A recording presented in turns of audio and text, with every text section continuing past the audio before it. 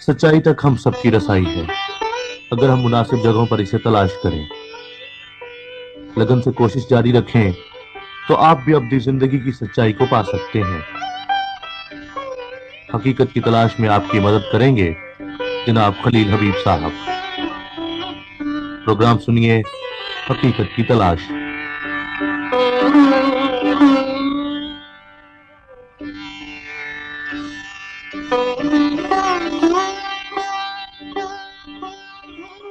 معزز سامعین، جب یوحنا بپتسمہ دینے والے یعنی حضرت یحییٰ نے مسیح کو دیکھا تو بے ساختہ پکار اٹھے، دیکھو یہ خدا کا برہ ہے جو دنیا کا گناہ اٹھا لے جاتا ہے۔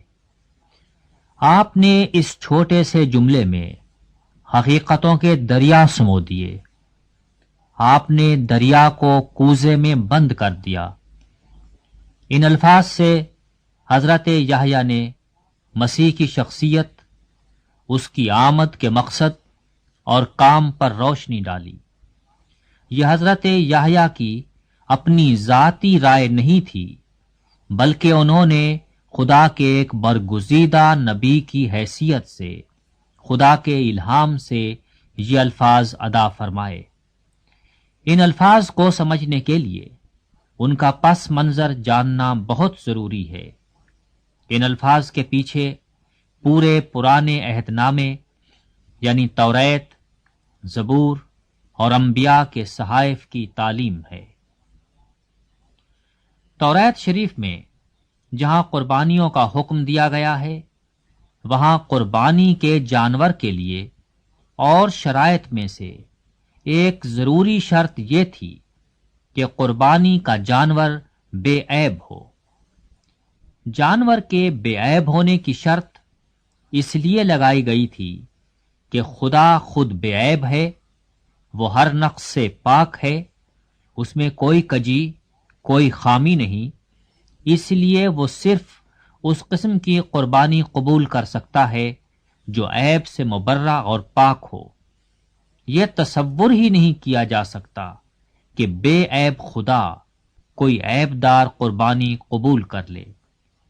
اس لیے شریعت کا زور اسی بات پر رہا کہ قربانی کا جانور ہر قسم کے عیب سے پاک ہو۔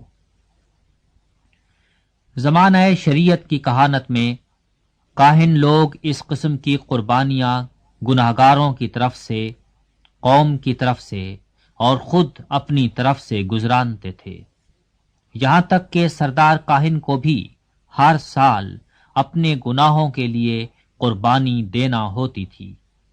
یہ اس بات کا اعتراف تھا کہ کوئی شخص گناہ سے پاک نہیں، یہاں تک کہ سردار کاہن بھی نہیں۔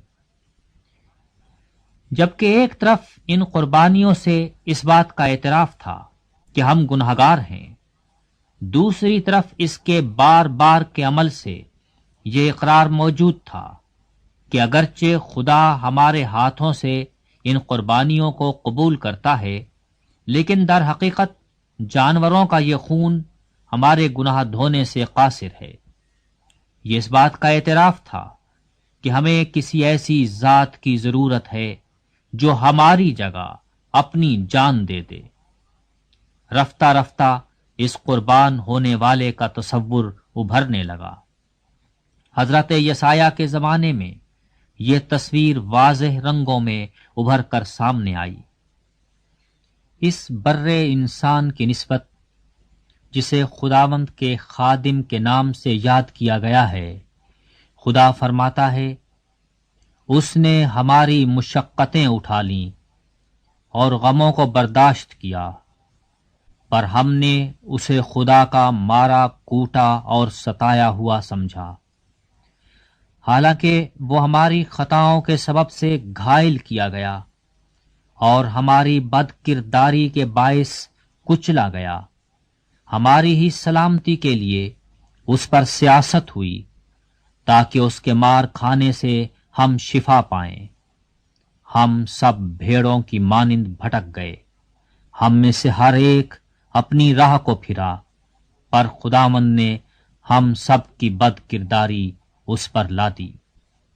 وہ ستایا گیا تو بھی اس نے برداشت کی اور منہ نہ کھولا، جس طرح برہ جسے ذبح کرنے کو لے جاتے ہیں، اور جس طرح بھیڑ اپنے بال کترنے والوں کے سامنے بے زبان ہے، اسی طرح وہ خاموش رہا۔ وہ ظلم کر کے اور فتویٰ لگا کر اسے لے گئے، پر اس کے زمانے کے لوگوں میں سے کس نے خیال کیا کہ وہ زندوں کی زمین سے کاٹ ڈالا گیا؟ میرے لوگوں کی خطاؤں کے سبب سے اس پر مار پڑی۔ اس کی قبر بھی شریروں کے درمیان ٹھہرائی گئی، اور وہ اپنی موت میں دولت مندوں کے ساتھ ہوا، حالانکہ اس نے کسی طرح کا ظلم نہ کیا، اور اس کے منہ میں ہرگز چھل نہ تھا۔ سامعین، مسیح کو خدا نے اسی کام کے لیے چنا ہے کہ وہ دکھ اٹھائے، اور اس نے یہ کام بخوبی انجام دیا۔ اس کا انتخاب ہی اس لیے کیا گیا ہے کہ وہ یہ بے لوث قربانی دے۔ اسی لیے تو حضرت یحییٰ نے مسیح کو دیکھتے ہی کہا کہ دیکھو خدا کا برہ۔ اس برے کا انتخاب خود خدا نے کیا ہے۔ اس کی آمد کا مقصد ہی ہماری خاطر موت تھا۔ حضرت یحییٰ کے ان الفاظ کے ساتھ ہی سارا پرانا عہد نامہ ہماری نظروں کے سامنے گھوم جاتا ہے کہ مسیح کو خدا نے اس مقصد کی خاطر چنا کہ وہ ہماری جگہ اپنی جان دے دے۔ حضرت یحییٰ اس برے کے بارے میں کہتے ہیں کہ وہ دنیا کے گناہ اٹھا لے جاتا ہے۔ اس کی یہ قربانی کسی خاص قوم اور جگہ کے ساتھ مخصوص نہیں، بلکہ پوری دنیا، پوری کائنات اس کا دائرہ عمل ہے۔ دنیا کا کوئی انسان ایسا نہیں جس کی خاطر اس نے یہ قربانی نہ دی ہو۔ ایشیا سے لے کر امریکہ تک، اور قطب شمالی سے لے کر قطب جنوبی تک کے انسانوں کی خاطر اس نے اپنی جان دی۔ اس کی محبت ہماگیر ہے اور اس کی قربانی عالمگیر۔ سامعین گرامی، ہم نے دیکھا ہے کہ زمانہ سابق کی قربانیاں اگرچہ خدا قبول فرماتا تھا، لیکن بکروں اور بیلوں کا خون گناہ کے وجود کو مٹانے سے قاصر تھا۔ تبھی تو یہ قربانیاں روز بروز اور سال بسال دہرائی جاتی تھیں۔ لیکن مسیح کی قربانی ایسی نہیں۔ حضرت یحییٰ کے الہامی الفاظ میں خدا کا یہ برہ دنیا کا گناہ اٹھا لے جاتا ہے۔ ہمارے گناہوں پر صرف پردہ نہیں ڈال دیا جاتا، انہیں صرف خون کی تہ میں چھپا نہیں دیا جاتا، ان سے صرف پردہ پوشی نہیں کی جاتی۔